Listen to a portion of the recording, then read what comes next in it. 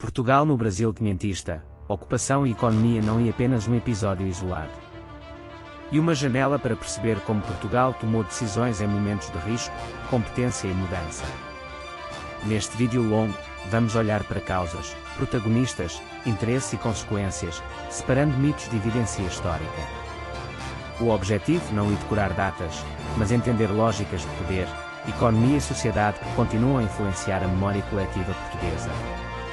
Para enquadrar Portugal no Brasil quinhentista, ocupação e economia, começamos pelo pano de fundo político e social entre a longa duração da história portuguesa e os seus pontos de viragem. Nenhum acontecimento desta escala surge do nada. Há tensões acumuladas, instituições em disputa, redes de alianças e limitações materiais. Ao identificar esse contexto, percebemos por que certas opções pareciam inevitáveis para alguns atores, enquanto para outros eram vistas como ruptura, ameaça ou oportunidade única de reposicionar o reino. No plano institucional, este tema cruza coroa, elites locais, autoridades religiosas, interesses mercantis e, em muitos casos, pressão internacional. A decisão final quase nunca resultou de uma única vontade. Foi produto de negociação, conflito e cálculo estratégico.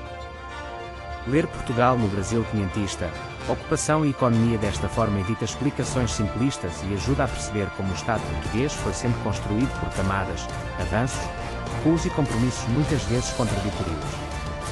No terreno, os acontecimentos ganharam forma concreta, mobilização de recursos, circulação de informação, uso de propaganda em resposta de diferentes grupos sociais.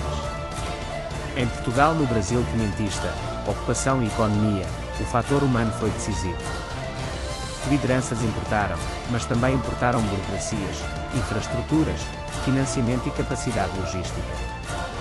Quando esses elementos falharam, surgiram atrasos, perdas e mudanças de estratégia que alteraram o desfecho e redefiniram prioridades políticas. Também importa observar a escala geográfica. O que aconteceu em centros de decisão teve reflexos em cidades portuárias, fronteiras, espaços ultramarinos e comunidades locais. Portugal no Brasil quinhentista, ocupação e economia mostra que a história portuguesa raramente cabe num único território. Há conexões atlânticas, europeias e imperiais que moldam escolhas internas. Esta perspectiva de rede permite compreender porque um evento aparentemente regional pode produzir efeitos de longo alcance. Quando chegamos ao momento de viragem, vemos a combinação de fatores estruturais e acidentais. Em Portugal no Brasil quinhentista, ocupação e economia, pequenas decisões tomadas sob pressão tiveram um impacto desproporcional. Documentos, crônicas e estudos recentes mostram que o resultado não era totalmente previsível. Havia cenários alternativos em aberto. Reconstruir essas possibilidades ajuda-nos a avaliar responsabilidades históricas sem cair em determinismo, celebração cega ou julgamento anacronítico. Depois da viragem, abre-se a fase de reorganização. Instituições tentam estabilizar o sistema, justificar custos e consolidar narrativa pública.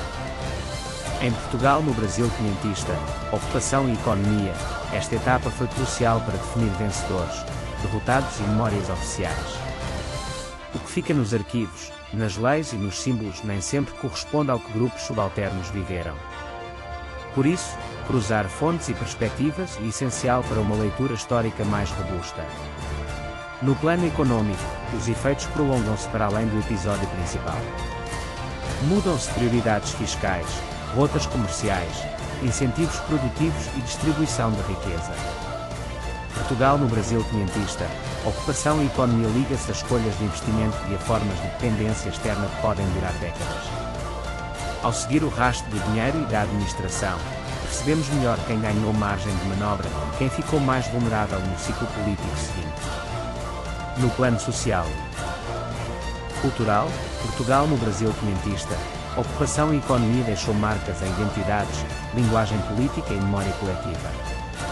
Algumas narrativas foram canonizadas em manuais, comemorações e símbolos nacionais, outras foram silenciadas. Revisitar o tema com distância crítica permite corrigir simplificações e incorporar experiências menos visíveis, incluindo mulheres, grupos populares, periferias e atores coloniais que frequentemente aparecem apenas como pano de fundo. A comparação internacional também é útil. Processos semelhantes noutras monarquias e repúblicas ajudam a distinguir o que foi específico de Portugal e o que refletiu tendências globais. Em Portugal, no Brasil quinhentista, ocupação e economia, essa comparação revela sincronias com mudanças militares, financeiras e ideológicas de maior escala. Ao mesmo tempo, evidencia respostas portuguesas originais, condicionadas por dimensão demográfica, recursos disponíveis e posição geoestratégica. Ao fechar o percurso cronológico, podemos medir o legado e limites. Portugal no Brasil quinhentista, ocupação e economia não resolve sozinho a história nacional, mas ilumina uma cadeia de transformações que atravessa gerações. O impacto real aparece quando ligamos curto, médio e longo prazo, decisão imediata, institucionaliza cálculo posterior e memória pública. Esta leitura evita a falsa ideia de inevitabilidade e mostra como escolhas políticas abrem ou fecham futuros possíveis. Conclusão: estudar Portugal no Brasil quinhentista, ocupação e economia com rigor ajuda a compreender Portugal para além de slogans.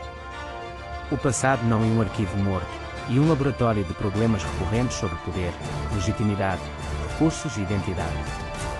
Se este formato longo te foi útil, seguimos no próximo episódio com a mesma metodologia, contexto, evidência, comparação e explicação clara, para transformar informação histórica em entendimento prático e duradouro.